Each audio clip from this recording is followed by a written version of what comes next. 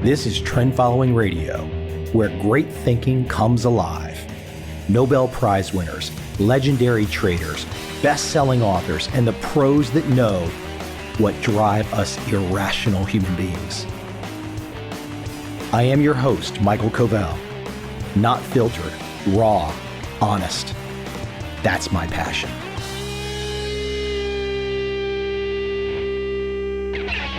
It's probably not going to surprise you that I have a guest on my show like I have today.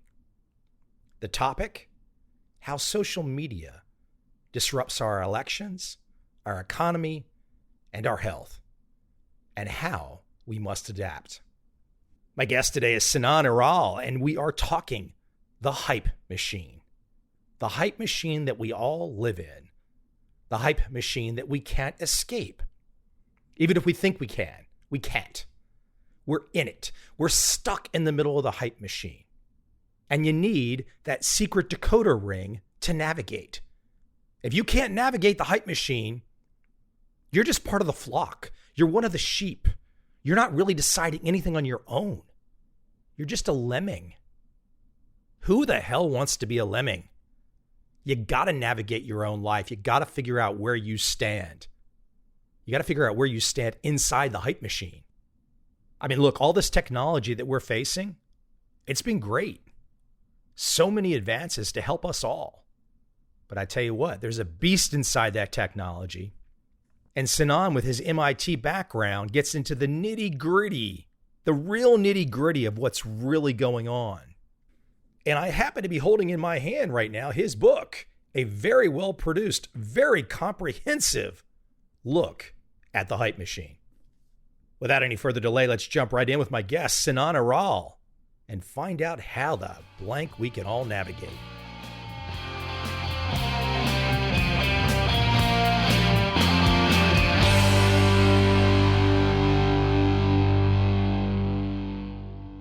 I do think that we are the middle of a political season. I grew up in the DC area. I've got some perspectives on politics. I once ran for political office. Wow. For me to get this book coming across my lap, thinking before the call, this could go good, this could go bad, what's going to happen? Right. Yeah. Right? Everyone is so jacked up right now, right? I kind of feel like every day is a new ratcheting up. It's news and new sort of revelations from every angle. So you have Russian interference, and you have political stories about the president, and you have coronavirus, and you have social movements, and you have police brutality, and everyone has to mail in vote, but nobody should mail in vote. And jacked up is a good phrase. I think that's a good way to describe it at this point. Let me hit you a volley right back across the net, because I'm just going to assume my audience is 50-50. I'm going to assume from the American perspective, you got half right and half left. I would venture to say that the right side would have already been thinking that you have a bias with your initial opening. Right. It's funny you say that, because I'm an independent. The book, since you've read it, takes a very even tone across liberal and conservative circles. And the idea is that the threats that we face from a social media and technology perspective are universal. The insights that I have kind of realized over the last 20 years of research as they apply to business are also universal. To the extent that I take one side or another on a particular issue in the book, which I generally don't, that's not because of a political leaning, but that's because of my reading of the tea leaves or the evidence of that particular subject in the book. This is just the most interesting conversations, debates to get in the middle of, because when I start to think about this conversation, the last thing that I want to do is to be Chris Cuomo or Sean Hannity. That's the last thing I want. To me, I say to myself, I enjoy, when I listen to perspectives, I enjoy hearing a Glenn Greenwald or a Tucker Carlson, a Matt Taibbi. I enjoy these kinds of voices that seem to have, even if they have their own partisan sides, and they do, but they seem to have an intellectual honesty. And I think what's so interesting about your work is that's the tricky part, is that if one is observing closely, there's just not much intellectual honesty in the hype machine these days. It's really just pushing and pushing and pulling. And it's, if one is not of a certain age where they have perhaps some prior experience, I just can't imagine how an 18-year-old or a 25-year-old today navigates. How do they tell truth from fiction? How do they know? Well, you have to understand where I come from to sort of place me in that universe. I'm a scientist, an entrepreneur, and an investor in that order. I'm a scientist first, and I have been for many years, which means that I am very empirically minded. I look at the data, I look at the evidence, and I let the evidence lead me to conclusions, not the other way around. That's actually the main difference between pundits and scientists, is that if the data and the evidence is telling me something, regardless of my personal perspective in the past, I will follow that data and that evidence down to the bottom of the well and dig up what I can verify to be truthful. And I have to say that sometimes it changes my own opinion and perspective. Sometimes when you get to the bottom of the evidence and you've really done your homework well and you're rigorous, I got my PhD at MIT. Rigor has been drilled into me from my early days. When I get to the bottom of the evidence is an obvious conclusion, then it would be almost sacrilegious from a scientific standpoint to then say, well, I'm going to recast that or rephrase that or reframe that based on some perspective I had beforehand. So I really do let the evidence drive the conclusions. Let's dive into a conversation about gatekeepers of information, gatekeepers of analysis, gatekeepers of opinion. Clearly, just as America is divided, the gatekeepers are divided. And the gatekeepers, if we're just talking major media, for example, and you say this in your book, Democrats are going to watch CNN and Republicans are going to watch Fox. That's a pretty well-known thought. I try to keep the same perspective you do too, even if I might have some biases lodged in there.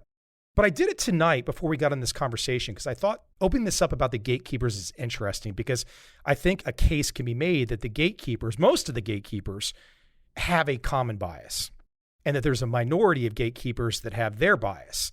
And what I mean by that, for example, just as a starter to kind of open things up, I went to Wikipedia tonight before this conversation, and I looked at the entry for CNN, and I looked at the entry for Fox.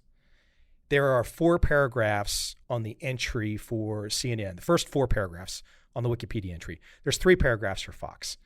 Those 4 paragraphs for CNN do not use the word liberal at all.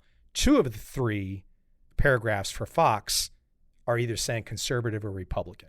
This is where I think I start to get really interested in your topic, is that if we're going to have these biases and we're going to have these differences of opinion, if the gatekeepers, if we can't even get to the point where we admit that certain gatekeepers have a bias, then gosh, you see where I'm going here?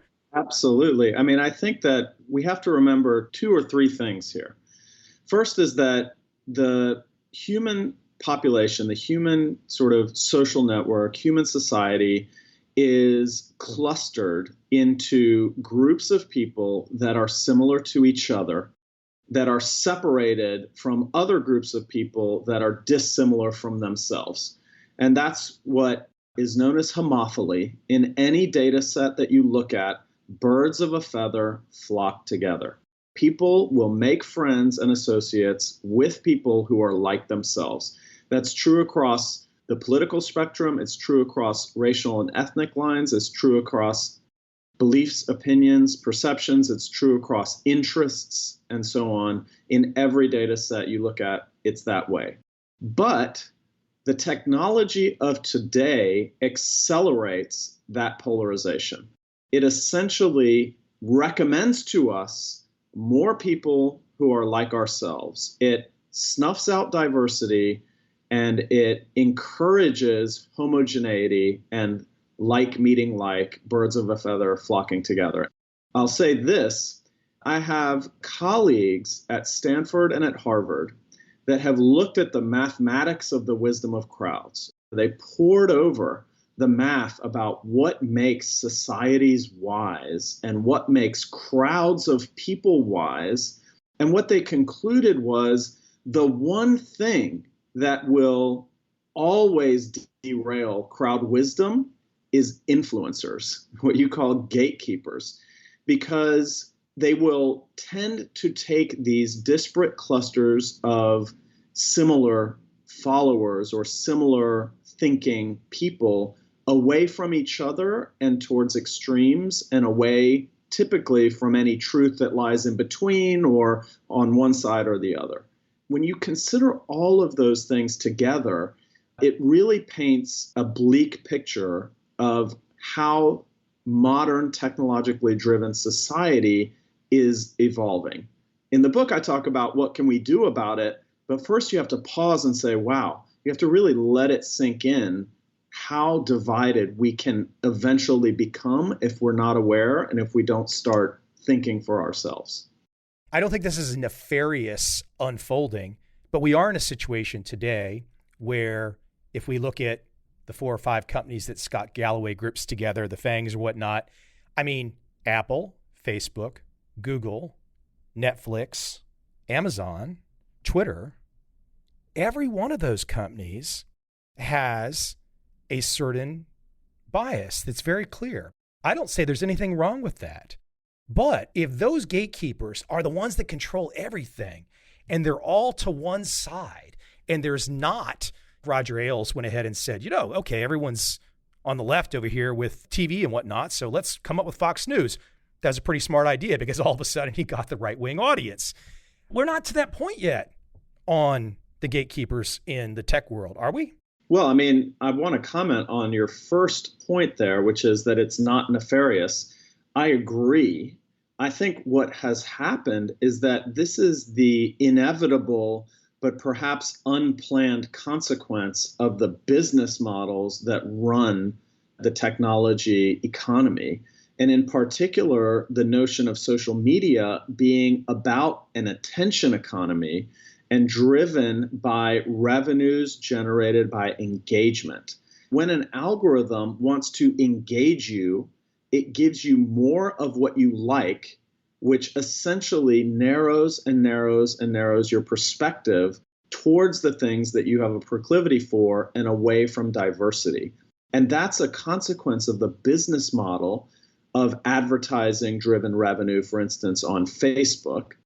As you know from my book, I discuss polarization at length, and in particular, your second point about the polarization of industry and of commerce and of brands.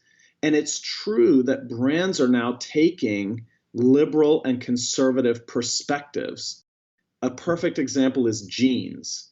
Levi's jeans are marketed to liberals and have liberal sort of taglines in advertising, and Wrangler is the opposite.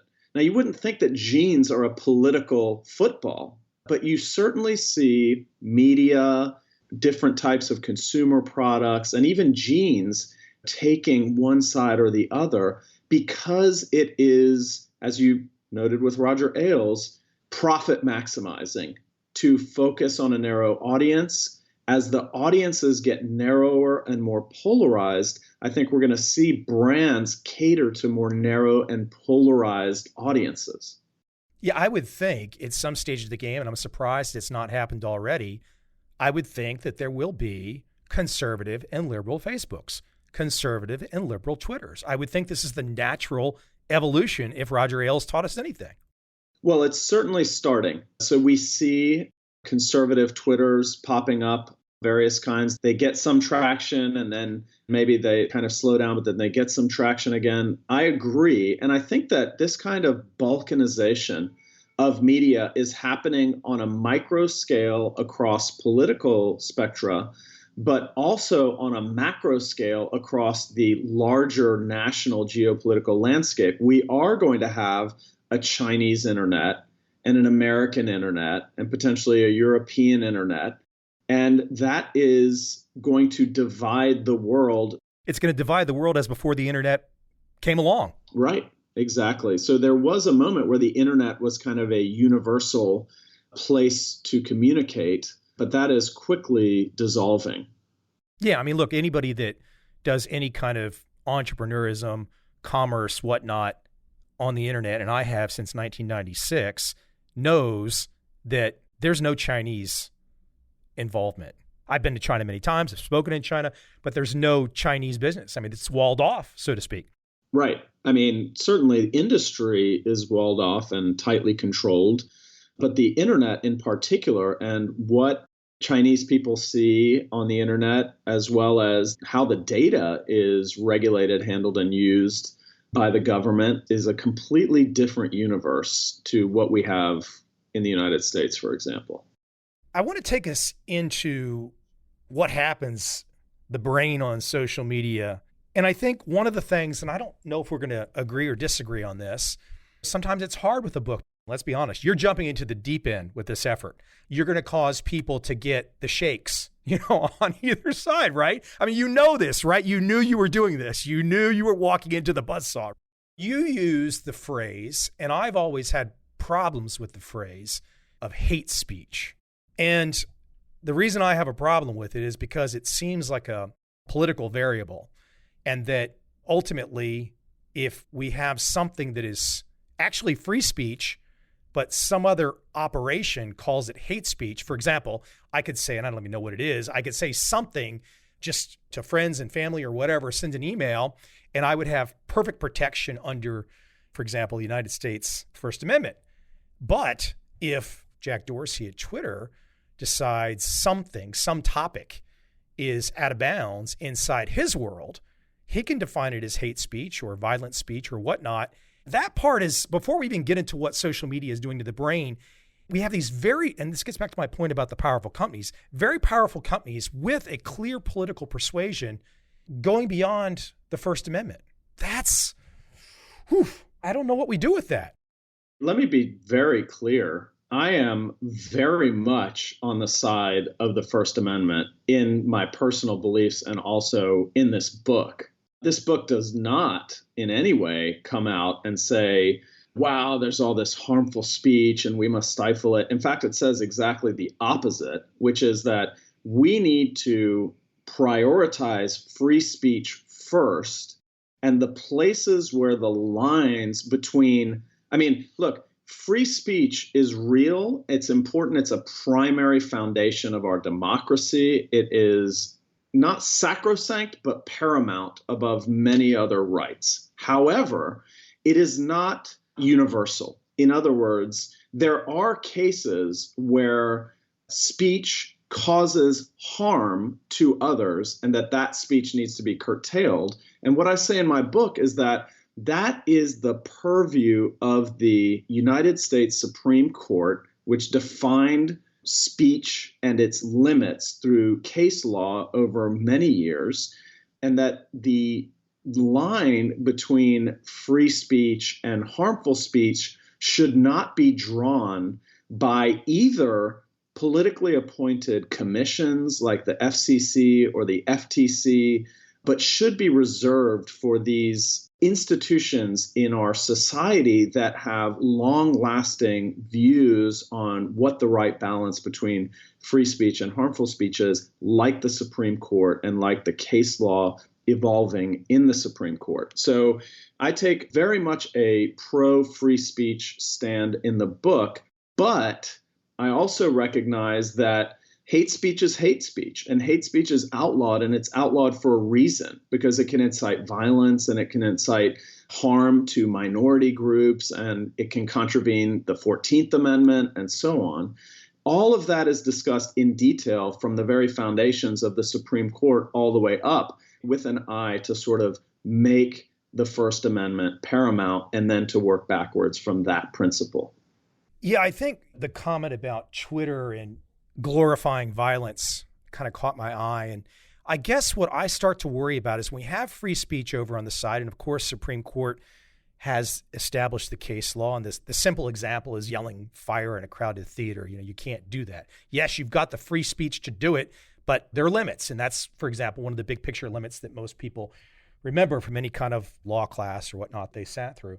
But I think when you get some of these phrases like glorifying violence, to me, what frightens me as we get into this kind of topic of social media, what frightens me is there's a mysterious gatekeeper behind the scenes that is in control of something beyond the free speech, and that it's subjective and that it's not objective.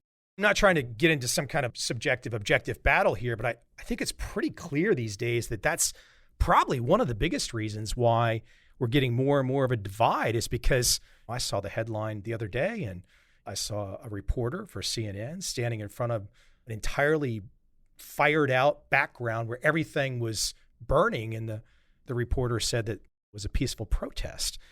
Look, you could probably find the same example on Fox, so I'm not just trying to pick on CNN. That's where it starts to scare me.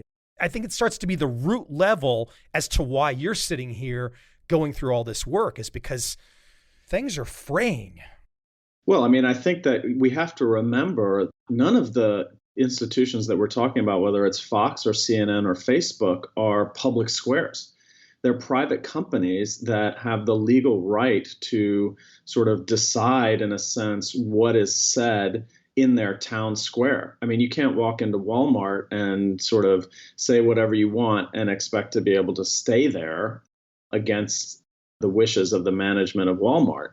Now, the question then becomes, what is the right way for Facebook to enable and promote free speech and to sort of reduce harm?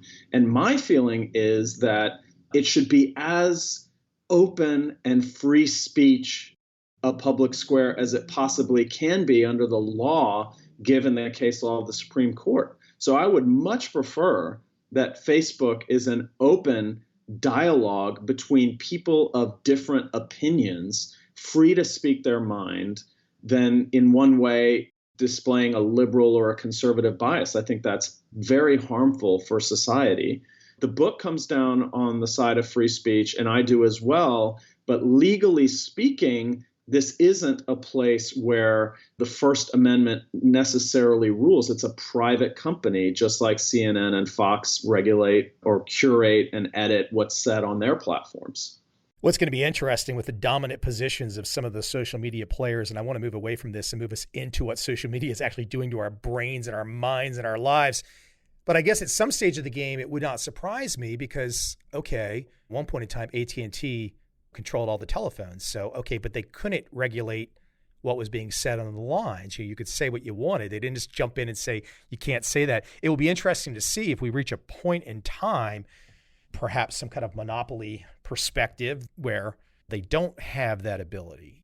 Maybe it's more like a utility. The book in the last chapter, which describes at length this longest chapter in the book, I think, is what do we do? And the first big chunk of that chapter is devoted to the primacy of competition for getting any of the rest of it done. That we can't have a situation in which the social media industrial complex is ruled by large companies.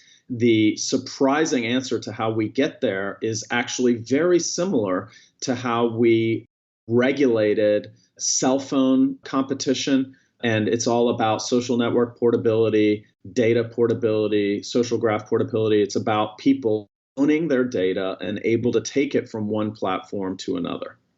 I should remind the audience at this stage of our conversation, what you have put together is very granular. Perhaps I sound a little political or a little combative or a little controversial, but the book overall, and I'm sure some people are going to have their disagreements on some things that are said, but overall, I would say it's a fair take at getting very granular on these very complicated issues. And so far, we're just kind of even glancing on them. Let's jump into social media. I'd like to just lead with the way that I like to do things. I like to, whenever I write something on Facebook, for example, and a lot of people participate, I guess it's the 5,000 people or whatever, they're all that close to it. I try to always write something that I say to myself, when I write this, it's got to stand the test of time. Meaning when I put this down, I can live with it. My family can live with it. My potential kids can live with it. That everyone can live with it. Now, everyone might not agree with it, But I say to myself, I've got to have these words, whatever words I put down, and maybe this goes back to my early blog days, but whatever I put down has got to be real. I've got to be able to back it up. I've got to have something behind it. I do not want anybody to just say, oh, that guy's an emotional basket case. He's just running his mouth. I want there to be concrete behind it. And I think if we could all get to that kind of thinking, we'd all have better conversations. Well, I mean, Michael, you're in the extreme minority. People do not act that way on social media, and that's part of the problem. In a Danny Kahneman thinking fast, thinking slow kind of way, we don't even think for a second before we share something that seems exciting and salacious and turns out to be completely false in one political direction or the other. And that's a big part of the problem.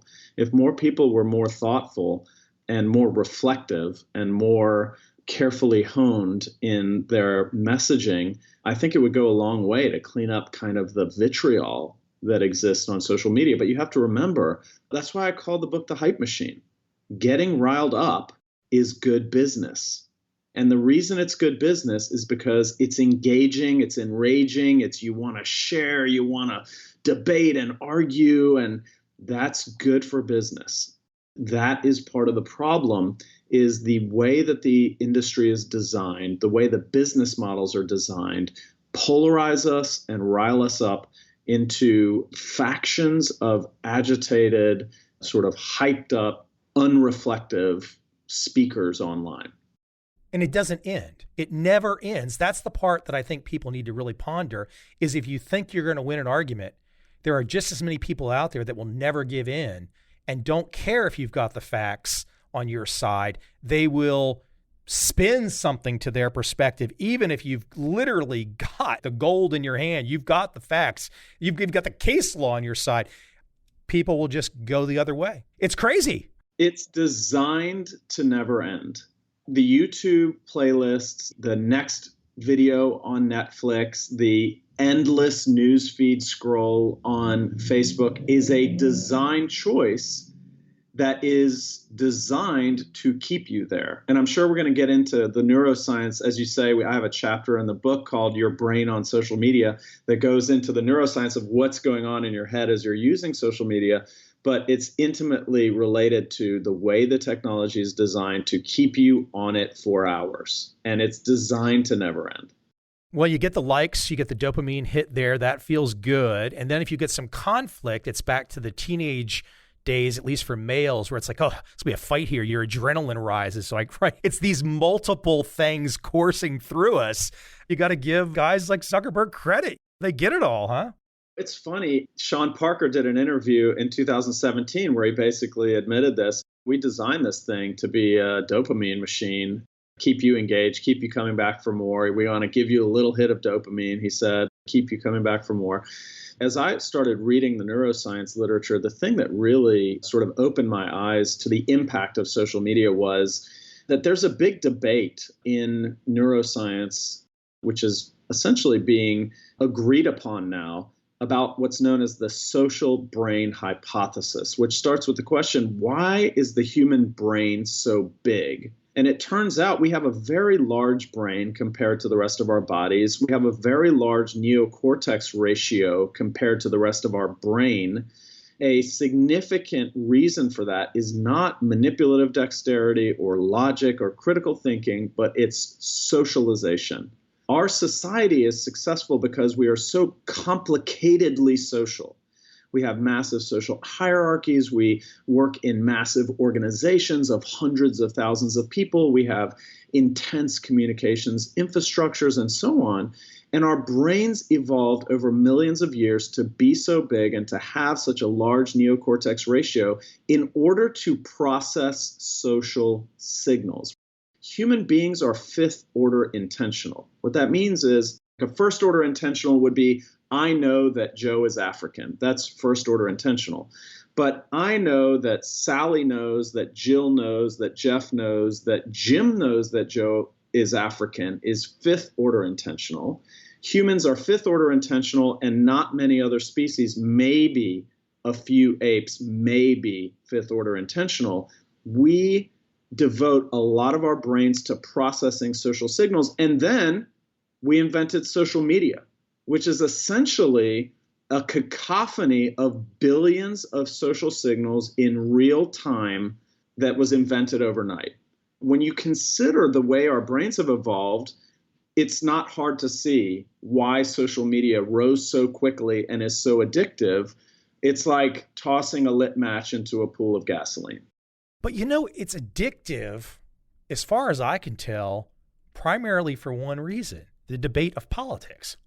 Well, I think that's not it. It's not the only reason. I think that you may have a proclivity to politics. Some people are apolitical, and yet they are also addicted.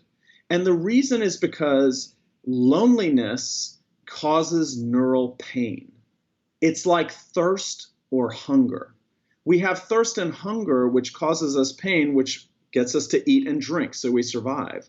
But our species is probably the most social species on the planet. That's why we dominate the planet. So we also have a survival instinct that causes us to socialize. That is loneliness. The feeling of loneliness forces social species to socialize. And it's been shown by neuroscientists that loneliness actually causes neural pain.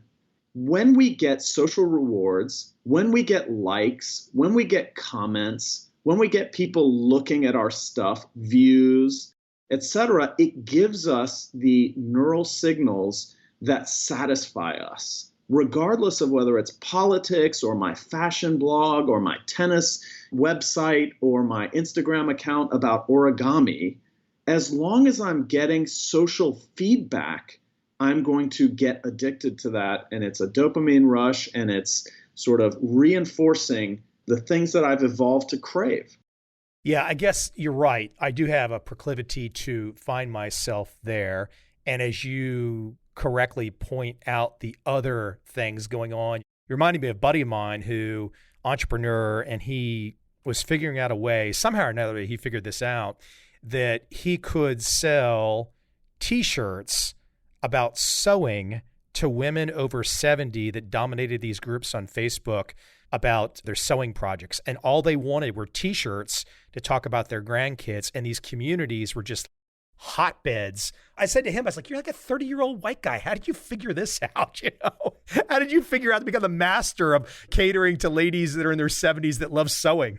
Right. The book devotes several chapters to the business side of social media, which gets into exactly how your friend probably did that. But the thing that I think about now, I'm the father of a 7-year-old. I am thinking intimately about what is this going to do to the next generation?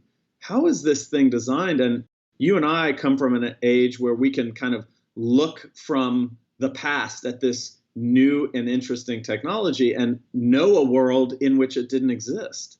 But my son's not going to know a world in which social media doesn't exist. It's going to be a massive part of his world, and the sort of psychological and brain-oriented neuroscience effects on the next generation are front and center of my mind. For those of your listeners who are parents, I go into detail about what is the impact of this on our kids. How does receiving likes on pictures depicting risky behaviors impact kids' proclivity to engage in risky behaviors? And what does that mean for our society and for the design of this technology and for parents trying to regulate the use of technologies and screens in the home, especially now that we're all shut in due to COVID and we are all wondering whether we should send our kids to school next week. It's a tough set of things to think about as a parent.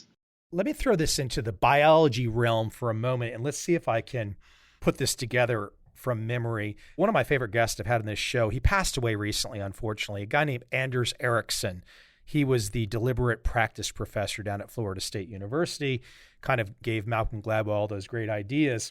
He had this great book called Peak about performance, and he talked about London taxi drivers who famously have to memorize the streets. And they're able to look at the MRIs, I think, and were able to literally see the shape of the brain while they were active taxi drivers had changed. And then when they stopped being drivers, they could see that that part of the brain, and again, I'm not a biologist, I'm not a doctor, but I'm just kind of paraphrasing here. They were able to see that things went back to normal. I'm wondering, with this type of technology, and again, you make a point about the younger people who put the headphones on and lock in and avoid the family, and then that's it. I wonder what's going on inside in terms of the development and the evolution of the mind. Well, I mean, neuroplasticity is real. Our brain adapts to the signals we give it. It sort of creates rivers in the brain that get deeper and deeper the more we practice those rivers and those thoughts. And then as soon as we stop thinking in that way, those riverbeds dry up and other neural pathways are connected. That's how the brain works. An interesting experiment that we did at Spotify that's talked about in the book is we did an experiment where we randomly assigned some people to get podcast recommendations based on their prior listening history and other people in a control group that got it based on what's popular. And what we found, if you give people recommendations based on what they've listened to in the past, it narrows their listening in the podcast realm, but it also narrows their listening in other parts of Spotify where they aren't receiving these experimental recommendations, which means they start thinking more narrowly in general, which shows you the sort of plasticity towards narrowness of a recommendation based on what you've liked and listened to in the past, which is what we were talking about earlier. And in the context of podcasts, which might be relevant to you, but when you turn the experiment off, they go back to their diverse listening perspectives and practices, which demonstrates exactly what we're talking about. What that means to me is there's hope. Just because you've used social media once or for a while doesn't mean that you are incurable. It's an interesting point about podcasts, and just to share with you, and you can give me your feedback, but I started this podcast as a trading podcast, kind of my book content. But within the first couple years, I decided this is not going to fly. This is boring.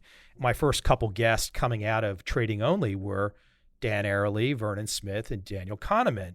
Then I was off to the races. It was like, okay, I'm just going to try to talk to everybody.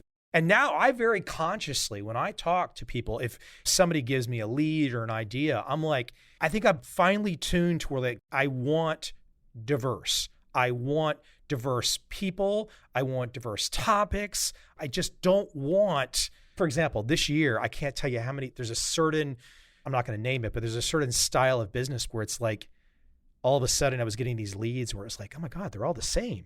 These are really smart people writing the same book. And I'm like, I can't do this. But of course, when I see something called the hype machine and I kind of thumb through it, I'm like, okay, this one passes my filter. I'm glad it did.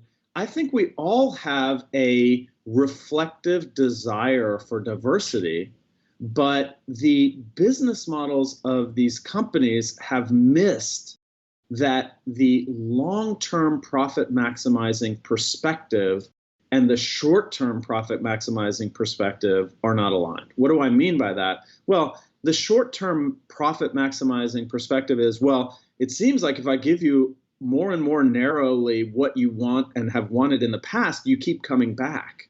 But what they don't realize is that to keep me over many years, I'm not going to be sort of enriched or satisfied with that, and I'm going to tune out eventually.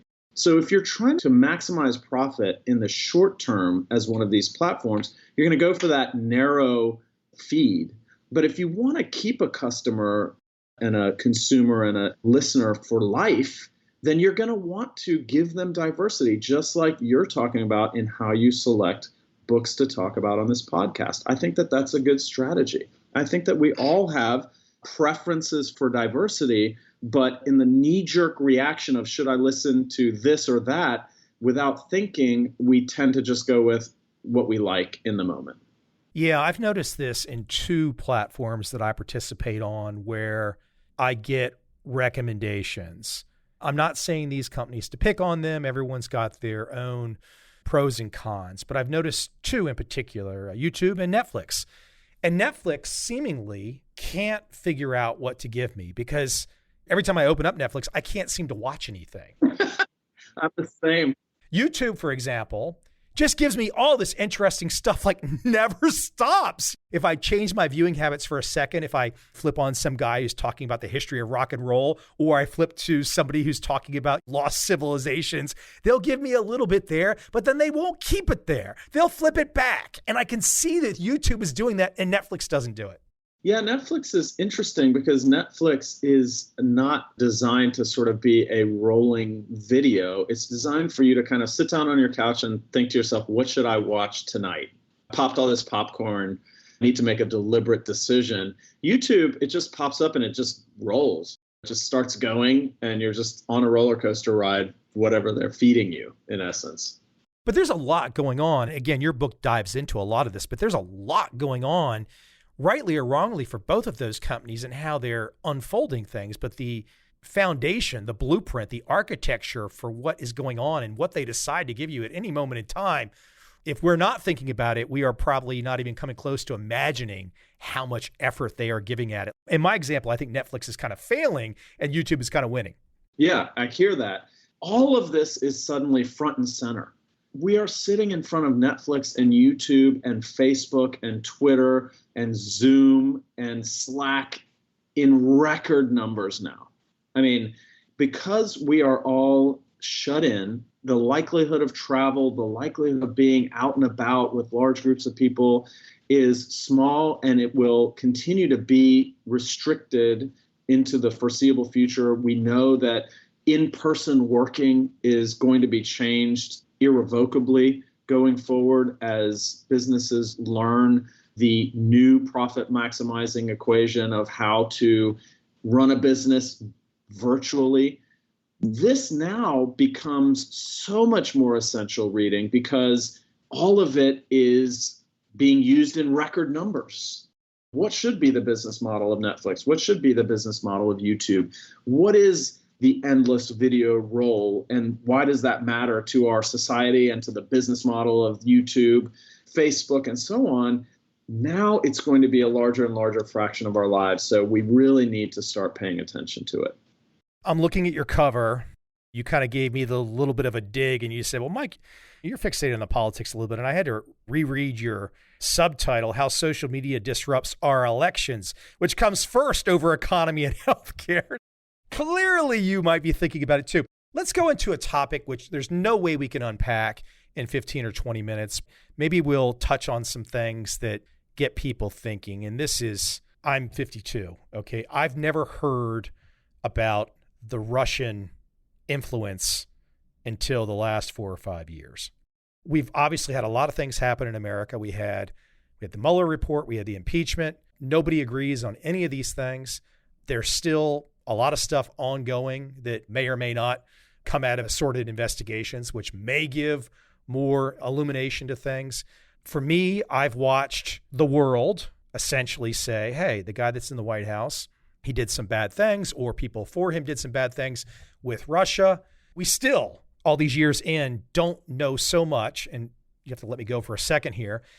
And then, some of the folks that have kind of been in charge of finding out if that's true or not did assorted investigations. And then some of those folks went straight to partisan TV programs. And I just keep watching this divide. It never ends. So the people that were the investigators are now the partisans. The person that may or may not have benefited enough to help win, the president, is still there. It's a messy, messy situation. I guess I look back in time and I say, gosh, who has been interfering in American elections? For how long? Which countries? Because it can't just be Russia in 2016. Interference in elections. And look, the CIA changes governments and wipes out countries. I had a guy on talking about his book called The Jakarta Method. It's a really interesting topic. If we do find out, and I know you go into this in your book, that Russia definitely played a role in 2016, the question then becomes, how much of a role? And was it a tremendously different role than prior years? Was it a role that we should expect? Was it a role that, okay, what are we supposed to do? We can't stop. All these other countries get to do what they want to do. We get to do what we want to do. Man, this is messy. This just doesn't end. Well, let's be clear about a couple of things. With regard to interference, there is a partisan debate without clear sort of conclusion about collusion and the role of this president in interference. That's the impeachment. That is the notion of what is the connection of Trump to Russia. I think the evidence on that part of it is not clear. I think that there is legitimate sort of debate and points on both sides about that part of the debate. What is the role of the White House and the president in any of that? However, the intelligence community is unanimous that Russia interfered in 2016, is interfering currently, and the evidence on that is crystal clear. There is no debate that Russia interfered in 2016 and is interfering currently as we speak. Both sides of the political spectrum agree on that. But what the interference is, though, in terms of the concentration, I mean, again, back to my point, how long has there been interference? Who is interfering? China, I mean, I assume China's interfered. I assume Russia's interfered. We've interfered with elections. At some stage of the game, to me, it seems like we've got to trust the people. And if the American people are this, and ultimately we're not talking about large polls, because 45% of America on either side has probably made up their mind. No matter what, they're already Republican, they're already Democrat. So what we're really talking about Russia interfering with the messaging to a small minority of Americans who can swing the election. Fair? Correct. To answer the original question, how long has Russia been interfering? Since the 50s. But is today different? Absolutely, because you can do mass messaging to targeted populations for zero marginal cost. It's completely correct to say that the people that matter are kind of swing voters in swing states. We know from data that it is very difficult to change people's vote choice. Political messaging has very little persuasive power to take a Republican and make them a Democrat, or to take a Biden supporter and make them a Trump supporter, or a Trump supporter and make them a Biden supporter. But it has also been shown that it is relatively effective at getting out the vote and suppressing the vote. The realistic way that Russian interference could have an impact on the 2020 election is a massive scale targeted messaging campaign at swing voters in swing states that affects voter turnout in one direction or the other. And I will say that I think the evidence is fairly clear that China has a lot of sort of social media manipulation, but Russia is the primary actor that interferes in US politics more than China. China puts out many sort of interfering social media messages, but they've been to date primarily concentrated in China, in Hong Kong, etc. Since 2014, when Russia annexed Crimea, they've used social media to change the reality of the perception on the ground, as well as the international community's perception of what's happening. That's, in fact, as you know, the story that opens the book is the only time, the most significant redrawing of sovereign borders since World War II is the annexation of Crimea. And social media played a huge role in the annexation of Crimea. We know that the Obama doctrine stopped short of intervening. Part of that has to do with social media's ability to define reality. And I think that that power is so important geopolitically going forward that we have to pay attention to it. You said something pretty unequivocal from your perspective about Russian interference in 2016. You're not alone to say that. But I have to tell you, I think there's 45% of Americans that might hear that and say, okay, I'm willing to listen. Show me the data. Ultimately, maybe we're only talking about, forget swing states. We're talking about swing counties in swing states. We're talking about a handful of counties in America where Russian interference could realistically play a role. I think the problem that I can imagine that my friends on the right might have is as this thing is unfolded, and again, you're pretty clear on your perspective on that. As this thing is unfolded, the people that were doing the investigation are 100% partisan. If I was just to say, okay, Jim Comey, John Brennan, James Clapper, they're not on the right side. And then once they left their government positions, where I think most people viewed them as kind of neutral arbiters, they immediately went partisan. And I think even though you were very clear, and I know you've probably looked at the data a lot more than me, we could probably have debates about the importance again, because it maybe is only about a few counties that this is really reflecting, because as you note, it doesn't swing the polls. The Russian interference doesn't change most Democrats to Republican or vice versa. But I think the notion of the partisan switches, and this gets back to the beginning of our conversation, where are the neutral arbiters anymore? Where are the people that we can all look to and say, okay, maybe they've got a little bias, but we can believe in them that they're neutral. And the people that were running with the Russian collusion, interference, investigations were absolutely not neutral. Let me give you an answer to that. One answer to that is this book. I don't take a position. I do not conclude that Russian interference changed the 2016 US presidential election. What I do is I walk through every tiny bit of evidence that ever existed one way or the other, and I lay it out as objectively as I possibly can. What I said unequivocally, which is a unanimous perspective in the intelligence community as well, is that Russia intervened, not that Russian intervention had an effect one way or the other. We have to remember that in the 2016 election, Russian fake news spread to 126 million people on Facebook, 20 million people on Instagram, and 10 million tweets to more than 6 million followers on Twitter just during the election cycle.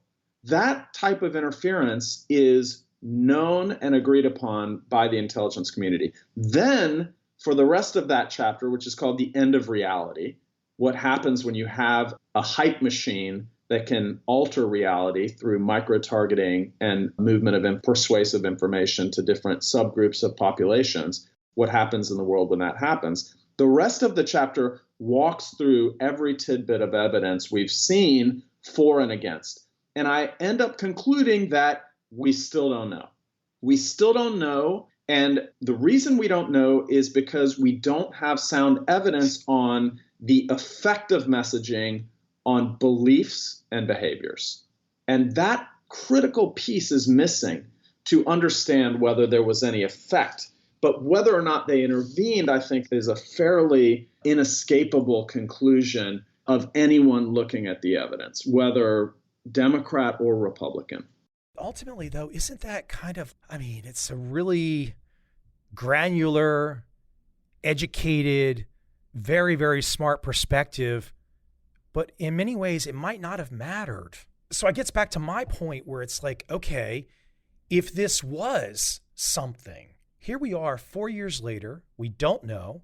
And back to my point, I really dislike the fact that it could have just as easily gone back to a point in time where Ken Starr led an impeachment. And I think a lot of Republicans are embarrassed that that impeachment happened. They thought, well, okay, we've got the goods on him, but what are these goods? Are these goods something really we need to do to drag America through this impeachment? Is this really where we need to go, even if we are technically right about something?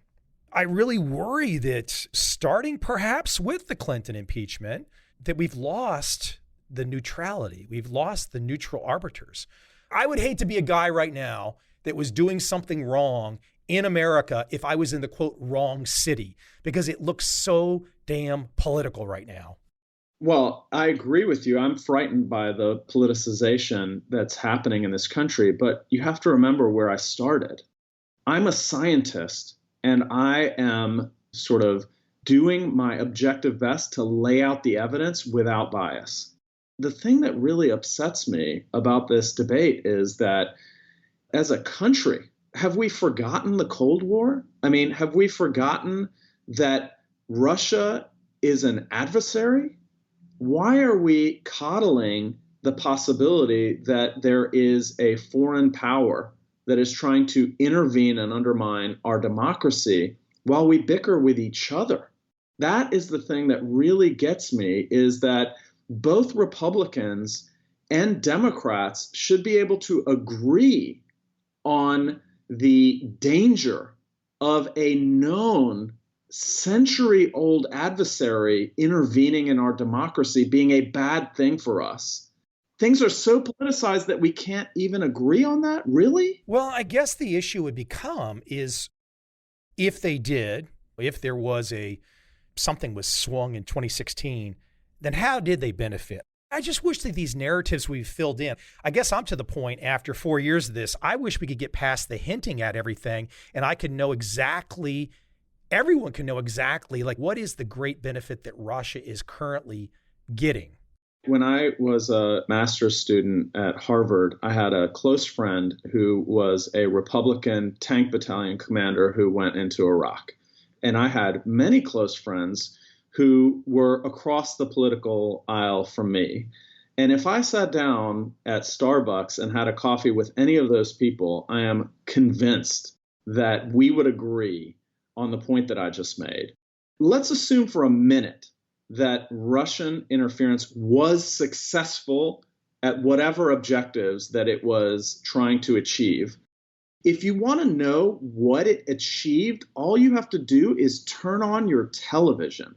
We are in disarray. I'm not saying that Russian interference caused what's happening out there, but if you grant me for a minute that it was successful at targeting the left with left-leaning messages to rile them up against the right, and targeting the right with right-leaning messages to rile them up against the left, then to know to what effect this affects our democracy, all you have to do is turn on the television.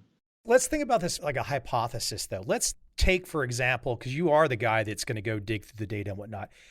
I would, from memory, say that things were not so copacetic in terms of lack of strife under Obama. It wasn't all peaches and cream. There was a lot of conflict. In fact, I would think if there wasn't a lot of conflict and a lot of disagreement, there was no way Trump could have won, because it would have been just no way. If there was so much kind of peace, love, and harmony, there was no opportunity for a Trump. I can't really just put that at the feet of, for example, Hillary being perhaps a candidate that a lot of people, even on the left and right, didn't like.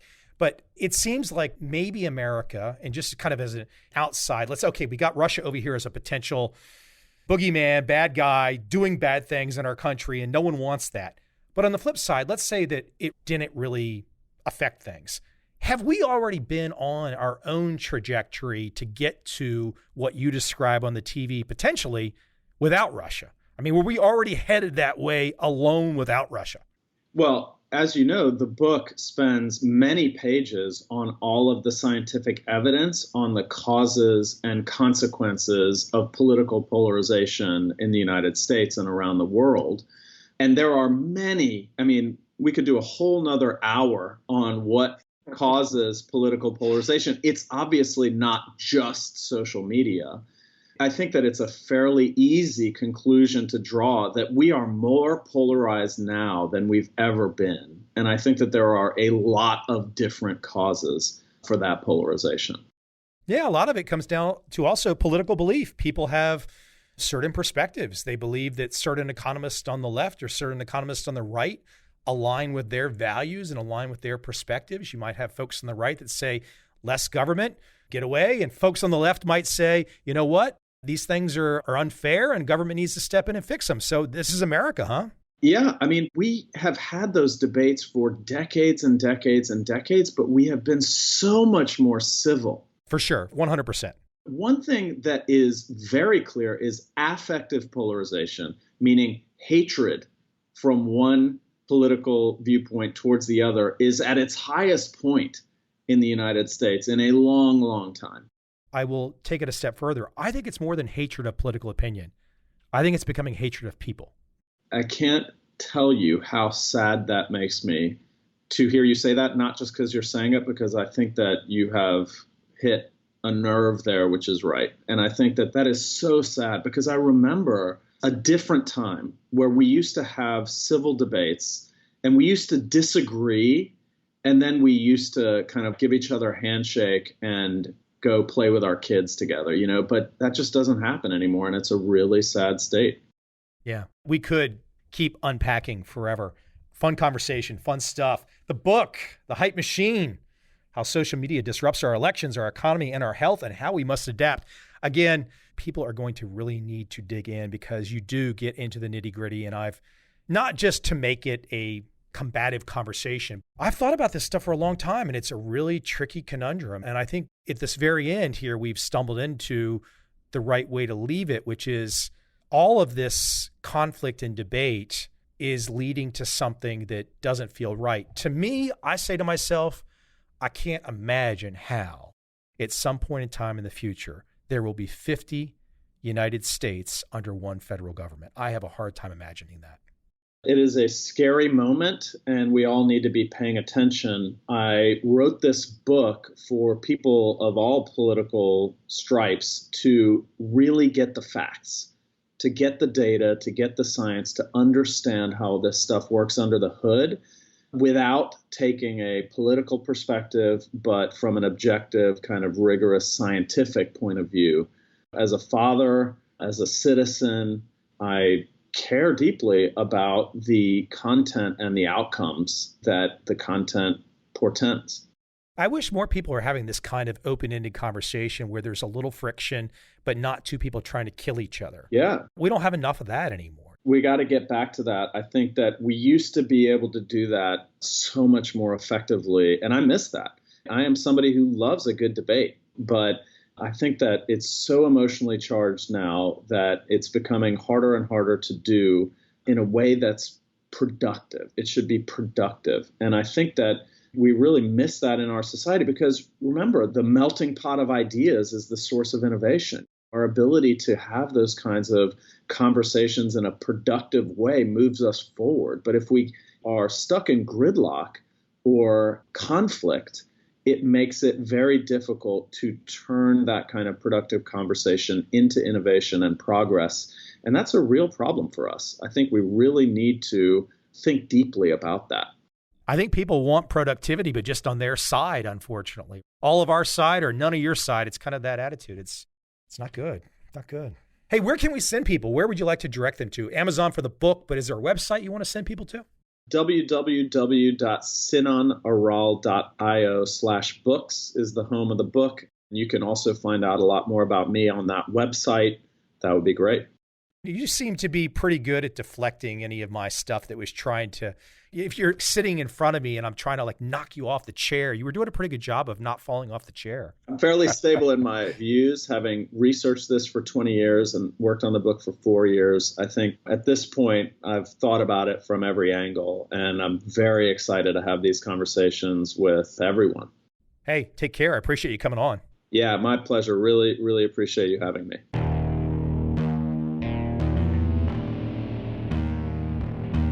I see a time when those awake will understand how to make money in up, down, and surprise markets. Whether new trader or experienced, college student or financial advisor, protecting against a crash or just trying to make a lot of money, trend following offers everyone an answer in uncertain times. To get started immediately, send me an email, michael@covel.com. I will send you the right trend following steps to take along with my free video. But if you want to buy and hold, trust the government and trust Wall Street, this is absolutely not for you.